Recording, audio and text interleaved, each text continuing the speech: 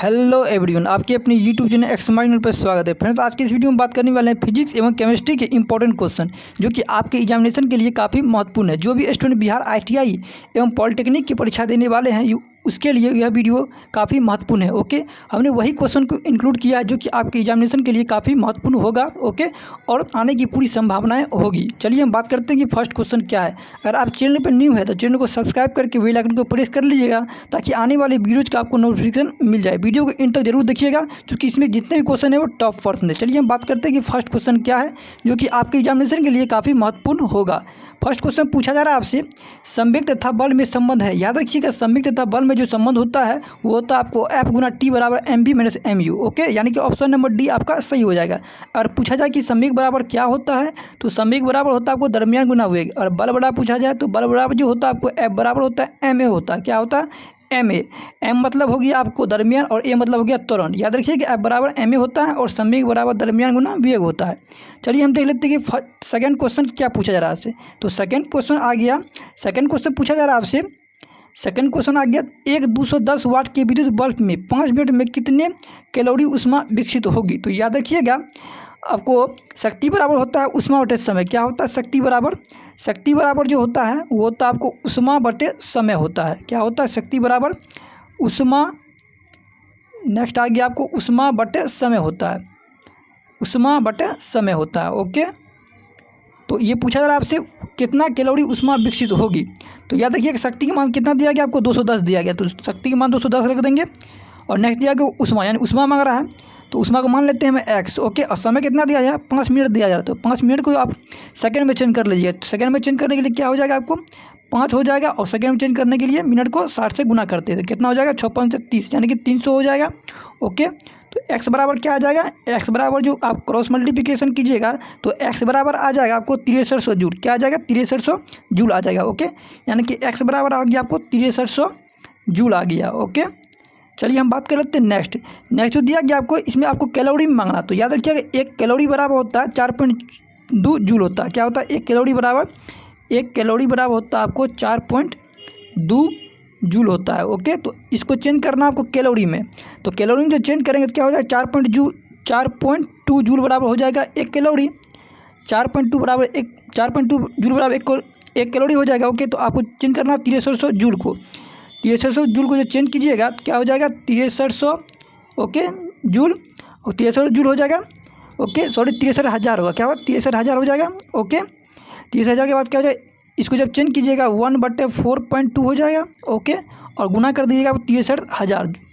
तो इसको जब आप कैलकुलेशन कीजिएगा 63,000 जूल को जब आप कैलकुलेशन कीजिएगा तो ये आ जाएगा आपको 15,000 जूल इसका आंसर आ जाएगा। ओके, तो आप कर लीजिएगा 15,000 जूल इसका सही आंसर हो जाएगा। ओके, आप ये फार्मूला जरूर याद रखिएगा, शक्ति बराबर होता है उष्मा बटे समय। क्या होता है? शक्ति बराबर उष्मा बटे समय होता है। ओके, इस फार्मूला से आप निकाल सकते हैं। ओके, उष्मा निकल जाएगा 6300 जूल, और एक कैलोरी बराबर होता है 4.2 जूल होता है। ओके, और इस फार्मूला से आप निकाल सकते हैं। ओके, चलिए हम बात कर लेते हैं नेक्स्ट क्वेश्चन पूछा जा रहा है आपसे। नेक्स्ट क्वेश्चन पूछा जा रहा है, इलेक्ट्रॉन वोल्ट किसका मात्रक है। याद रखिएगा इलेक्ट्रॉन वोल्ट जो मात्रक है ये आपको ऊर्जा का मात्रक, किसका मात्रक है? ऊर्जा का मात्रक है इलेक्ट्रॉन वोल्ट। ओके, और आपसे पूछा जाए कि विभव का ऐसा मात्रक क्या होता है तो विभव का ऐसा मात्रक वोल्ट होता है। यानी विभव का ऐसा मात्रक क्या होता है? वोल्ट होता है। अगर पूछा जाए कि आवेश का ऐसा मात्रक क्या होता है तो आवेश का ऐसा मात्रक क्या होता है? कूलाम होता है। ओके, अगर पूछा जाए कि शक्ति का ऐसा मात्रक क्या होता है तो शक्ति का ऐसा मात्रक वाट होता है। ओके, और 1 किलो वाट जूल बराबर होता है आपको 3.6 गुना 10⁻6 जूल होता है। याद रखिएगा। चलिए देख लेते हैं नेक्स्ट क्वेश्चन पूछा जा रहा है आपसे। नेक्स्ट क्वेश्चन आ गया, पूछा जा रहा है आपसे, दो समांतर चालक एक निश्चित दूरी पर रखे हैं, उनमें विपरीत दिशा में विद्युत धाराएं प्रवाहित हो तो वो एक दूसरे को डैश करेंगे, ये पूछा जा रहा है आपसे। याद रखिएगा इसका सही आंसर हो जाएगा आपको ऑप्शन नंबर ए, यानी कि एक दूसरे को आकर्षित करेंगे। क्या हो जाएगा? एक दूसरे को आकर्षित करेंगे, यानी कि ऑप्शन नंबर ए आपका सही हो जाएगा। चलिए देख लेते हैं कि नेक्स्ट क्वेश्चन क्या पूछा जा रहा है आपसे। तो नेक्स्ट क्वेश्चन देख लेते हैं क्या पूछा जा रहा है आपसे। नेक्स्ट क्वेश्चन पूछा जा रहा है आपसे, किसी मनुष्य के चश्मे की शक्ति +2 डायोप्टर है तो उसकी दृष्टि दोष में है। तो याद रखिएगा इसका सही आंसर है आपको ऑप्शन नंबर बी, यानी कि दूरदृष्टि दोष। यानी कि किसी मनुष्य के चश्मे की शक्ति +2 डायोप्टर है तो उसकी दृष्टि दोष जो होगा आपको दूरदृष्टि दोष होगा, यानी कि ऑप्शन नंबर बी आपका सही हो जाएगा। चलिए देख लेते हैं नेक्स्ट नेक्स्ट क्वेश्चन पूछा जा रहा है आपसे, सौर ऊर्जा का स्रोत है। तो याद रखिएगा सौर ऊर्जा का जो स्रोत है ये आपको क्या है, नाभिकीय संलयन है। तो याद रखिएगा सौर ऊर्जा का जो स्रोत होता है नाभिकीय संलयन होता है। ओके, जितने भी क्वेश्चन है फ्रेंड्स ये काफ़ी इंपॉर्टेंट क्वेश्चन है। ओके, अगर अभी तक वीडियो को आप लाइक नहीं किए तो वीडियो को लाइक जरूर कीजिएगा। ओके, चलिए देख लेते हैं नेक्स्ट क्वेश्चन। नेक्स्ट क्वेश्चन जो पूछा जा रहा है आपसे, पूछा जा रहा है लोहे का शुद्ध रूप होता है। याद रखिएगा लोहे का जो शुद्ध रूप होता है ये आपको पिटवा होता है। क्या होता है, पिटवा होता है, यानी कि ऑप्शन नंबर ए सही हो जाएगा आपका। चलिए देख लेते हैं नेक्स्ट क्वेश्चन। नेक्स्ट क्वेश्चन क्या पूछा जा रहा है आपसे, पूछा जा रहा है किसी गतिशील पिंड कभी आधा करने से उसका संवेग क्या होगा। याद रखिएगा किसी गतिशील पिंड का संवेग आधा करने से उसका क्या हो जाएगा, संवेग क्या होगा, तो आधा हो जाएगा। ओके, यानी कि ऑप्शन नंबर ए सही हो जाएगा आपका। चलिए देख लेते हैं नेक्स्ट क्वेश्चन। नेक्स्ट क्वेश्चन पूछा जा रहा है आपसे, निम्नलिखित में से कौन सी सदिश राशि नहीं है। तो याद रखिएगा सदिश राशि नहीं है पूछा गया आपसे। याद रखिए ऊर्जा जो है आपको एक सदिश राशि नहीं है, और ये आपको संवेग, बल और त्वरण ये तीनों क्या है, सदिश राशि है, लेकिन ऊर्जा जो है आपको सदिश राशि नहीं है, ये अदिश राशि है। ओके, चलिए देख लेते हैं नेक्स्ट क्वेश्चन। नेक्स्ट क्वेश्चन क्या पूछा जा रहा है आपसे, पूछा जा रहा है निम्न में से किस तरंग की तरंग देर सबसे कम है। यानी कि कौन सा ऐसे तरंग है देर है जिसका तरंग देर सबसे कम है। तो याद रखिएगा परासर तरंग जो है इसका तरंग देर सबसे कम है, यानी कि ऑप्शन नंबर सी सही हो जाएगा आपका। ओके, चलिए देख लेते हैं नेक्स्ट क्वेश्चन। और कोई भी क्वेश्चन में अगर डाउट हो तो आप कमेंट कर सकते हैं। ओके फ्रेंड्स, चलिए हम देख लेते हैं नेक्स्ट क्वेश्चन। नेक्स्ट क्वेश्चन जो पूछा जा रहा है आपसे, पूछा जा रहा है जब ध्वनि एक माध्यम से दूसरे माध्यम में गुजरती है तब वो मात्रा जो अपरिवर्तित रहती है वो क्या रहती है। तो याद रखिएगा इसका सही से आपको ऑप्शन नंबर बी, यानी कि आवर्ती जो रहता है ये अपरिवर्तित रहता है। क्या रहता है, अपरिवर्तित रहता है, यानी कि ऑप्शन नंबर बी सही हो जाएगा, यानी कि फ्रीक्वेंसी। ओके, चलिए देख लेते हैं नेक्स्ट क्वेश्चन। नेक्स्ट क्वेश्चन जो पूछा जा रहा है आपसे, पूछा जा रहा है किसी तार का प्रतिरोध इनमें से किस पर निर्भर नहीं करता। यानी कि तार का प्रतिरोध जो है वो किस पर निर्भर नहीं करता है। तो याद रखिएगा ऑप्शन नंबर डी सही हो जाएगा, यानी कि आर्द्रता पर जो है प्रतिरोध निर्भर नहीं करता है। ओके, यानी कि ऑप्शन नंबर डी सही हो जाएगा। चलिए देख लेते हैं कि नेक्स्ट क्वेश्चन क्या पूछा जा रहा है आपसे। नेक्स्ट क्वेश्चन पूछा जा रहा है, नेक्स्ट क्वेश्चन आ गया, पूछा रहा है एल्केन की अभिक्रिया किस प्रकार होती है। तो याद रखिएगा एल्केन की जो अभिक्रिया होती है वो किस प्रकार होती है ये पूछा गया आपसे। तो याद रखिएगा एल्केन की जो अभिक्रिया होती है ये आपको विस्थापन अभिक्रिया होती है। कौन होती है, विस्थापन अभिक्रिया होती है, यानी कि ऑप्शन नंबर जो होगा आपको बी सही हो जाएगा। ओके, और आपसे पूछा जाए कि एल्केन का सूत्र क्या होता है, तो एल्केन का सूत्र याद रखिएगा क्या होता है, CnH2n और +2 होता है। ओके, अगर आपसे पूछा जाए कि एल्किन का क्या सूत्र होता है, याद रखिएगा एल्केन और एल्किन में फ़र्क है। तो एल्किन का अगर सूत्र पूछा जाए आपसे तो CnH2n +2 हो जाएगा, और एल्किन का पूछा जाए तो CnH2n -2 हो जाएगा, यानी कि ये सेम रहेगा और यहाँ पे प्लस की जगह माइनस हो जाएगा एल्किन में। ओके, याद रखिएगा। चलिए देख लेते हैं कि नेक्स्ट क्वेश्चन क्या पूछा जा रहा है आपसे, पूछा जा रहा है सल्फाइड एक्स का सांद्रीकरण होता है। याद रखिएगा सल्फाइड एक्स का सांद्रीकरण झाग विधि द्वारा होता है। किसके द्वारा होता है, झाग विधि द्वारा होता है, यानी कि ऑप्शन नंबर सी सही हो जाएगा आपका।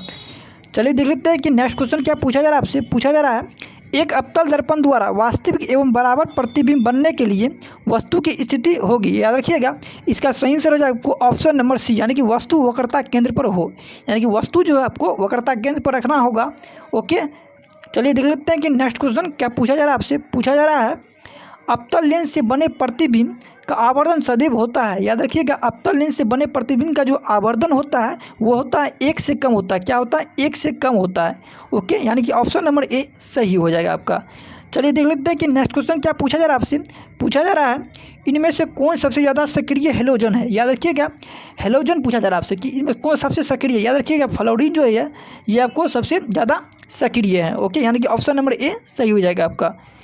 चलिए देख लेते हैं कि नेक्स्ट क्वेश्चन क्या पूछा जा रहा है आपसे, पूछा जा रहा है नाभिकीय ऊर्जा प्राप्त होती है। याद रखिए नाभिकीय ऊर्जा प्राप्त होती है, ये नाभिकीय ऊर्जा कैसे प्राप्त होती है। याद रखिएगा नाभिकीय ऊर्जा जो प्राप्त होती है ये आपको न्यूट्रॉन के टूटने से प्राप्त होती है, यानी कि ऑप्शन नंबर ए सही हो जाएगा आपका।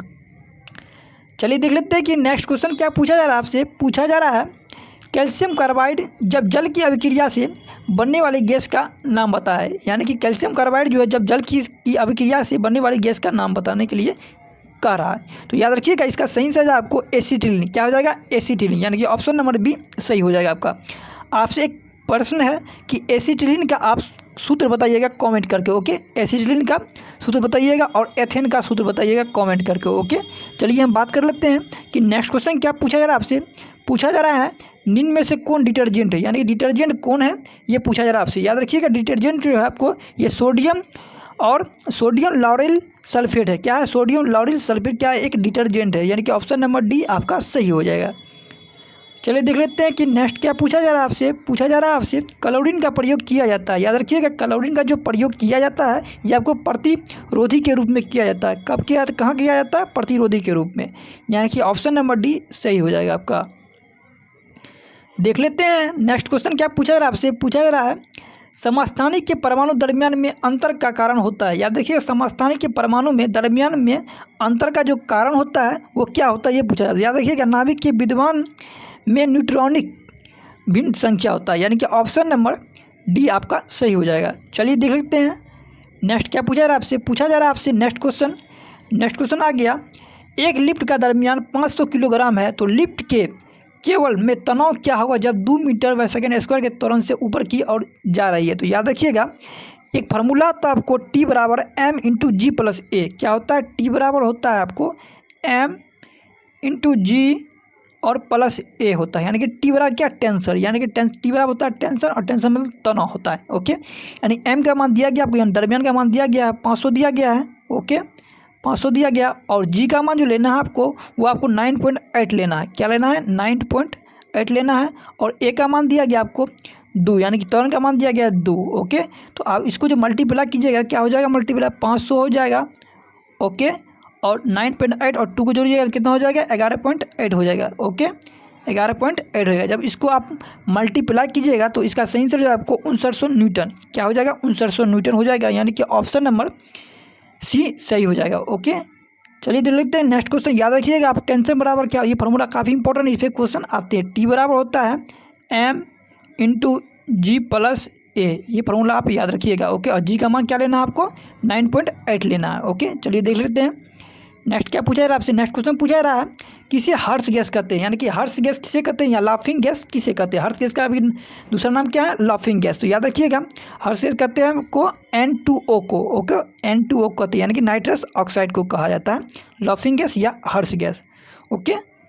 चलिए देख लेते हैं नेक्स्ट क्वेश्चन पूछा जा रहा है आपसे निम्न में से कौन सुपर फास्फेट उर्वरक कहलाता है, यानी कि सुपर फास्फेट उर्वरक कौन कहलाता है ये पूछा जा रहा है आपसे। याद रखिएगा सुपर फास्फेट जो कहलाता है ये आपको ऑप्शन नंबर सी हो जाएगा, यानी कि CaH2PO4 यानी कि ऑप्शन नंबर सी आपका सही हो जाएगा। ये आपको सुपर फास्फेट उर्वरक कहलाता है। चलिए देख लेते हैं नेक्स्ट क्वेश्चन पूछा जा रहा है आपसे किसी विलियन के 1 लीटर में उपस्थित विलय के ग्राम अणुओं की संख्या को कहा जाता है। याद रखिएगा मोलरता कहा जाता है, यानी कि ऑप्शन नंबर बी आपका सही हो जाएगा। चलिए देख लेते हैं नेक्स्ट क्वेश्चन क्या पूछा जा रहा है आपसे। नेक्स्ट क्वेश्चन पूछा जा रहा है निम्न में से कौन सा एक उभयधर्मी ऑक्साइड है, यानी कि एम्फोटेरिक ऑक्साइड कौन सा है ये पूछा जा रहा है। याद रखिएगा Al2O3, यानी कि Al2O3 जो है ये आपको उभयधर्मी ऑक्साइड है, यानी कि एल्युमिनियम ऑक्साइड क्या है? उभयधर्मी है। चलिए देख सकते हैं नेक्स्ट क्वेश्चन पूछा जा रहा है आपसे लोहा के निष्कर्षण में निम्न योगी धातुमल बनाता है, यानी लोहा के निष्कर्षण में कौन सा है जो कि धातुमल बनाता है। तो याद रखिएगा इसका सही आंसर हो जाएगा आपको ऑप्शन नंबर ए, यानी कि SiO2, ओके। चलिए देखते हैं नेक्स्ट क्वेश्चन। अभी तक वीडियो को आप लाइक नहीं किए तो जरूर वीडियो को लाइक कीजिएगा, ओके, और एक शेयर जरूर कीजिएगा अपने दोस्तों के साथ। चलिए देख लेते हैं नेक्स्ट क्वेश्चन पूछा रहा है आपसे जी का अर्थ है, यानी कि जी का अर्थ क्या है ये पूछा जा रहा है आपसे। याद रखिएगा जी का जो अर्थ है ये आपको स्वतंत्र रूप से गिरती हुई वस्तु का त्वरण है, यानी कि ऑप्शन नंबर डी आपका सही हो जाएगा। चलिए देख सकते हैं कि नेक्स्ट क्वेश्चन क्या पूछा जा रहा है आपसे। नेक्स्ट क्वेश्चन पूछा जा रहा है रॉकेट किस सिद्धांत पर कार्य करता है, यानी कि रॉकेट जो है आपका किस सिद्धांत पर कार्य करता है। याद रखिए रॉकेट जो सिद्धांत कार्य करता है ये आपको रेखीय संवेग संरक्षण पे सिद्धांत पर कार्य करता है, यानी कि ऑप्शन नंबर सी सही हो जाएगा। चलिए देखते हैं नेक्स्ट क्वेश्चन पूछा जा रहा है निम्न में से कौन सा पदार्थ जल से अभिक्रिया करके CH2 देता है, यानी कौन सा पदार्थ है जो कि जल से अभिक्रिया करके CH2 देता है। तो याद रखिएगा एल्युमिनियम कार्बाइड। क्या? एल्युमिनियम कार्बाइड जो है आपको ये जल से अभिक्रिया करके CH2 देता है, यानी कि ऑप्शन नंबर सी आपका सही हो जाएगा। चलिए देखते हैं नेक्स्ट क्वेश्चन पूछा जा रहा है आपसे फ्यूज तार का गणना का है, याद रखिएगा फीस तार का जो गणना का है ये आपको निम्न है, क्या है, निम्न है। जितने भी क्वेश्चन थे फ्रेंड्स ये काफ़ी इंपॉर्टेंट क्वेश्चन थे आपके एग्जाम के दृष्टिकोण से। ओके, तो मिलते हैं एक नए वीडियो में। चैनल पे अगर न्यू है तो चैनल को सब्सक्राइब करके बेल आइकन को प्रेस कर लीजिएगा ताकि आने वाले वीडियोज़ का नोटिफिकेशन मिल जाए। वीडियो को शेयर जरूर कीजिएगा अपने दोस्तों तक, और कोई भी डाउट हो तो कमेंट कर सकते हैं। मिलते हैं एक नई वीडियो में।